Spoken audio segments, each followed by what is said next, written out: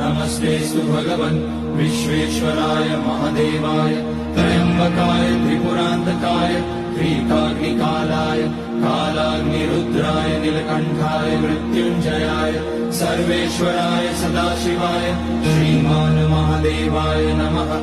ॐ नमः शम्भवाय च मयोपवाय च नमः शङ्कराय च मयस्कराय च नमः शिवाय च शिवतराय च। ॐ त्र्यम्बकं यजामहे सुगन्धिं पुष्टिवर्धनम् उर्वारुकमिव बन्धनान् मृत्योर्मुक्ष्यमामृतात्। नागेन्द्रहाराय त्रिलोचनाय भस्माकराय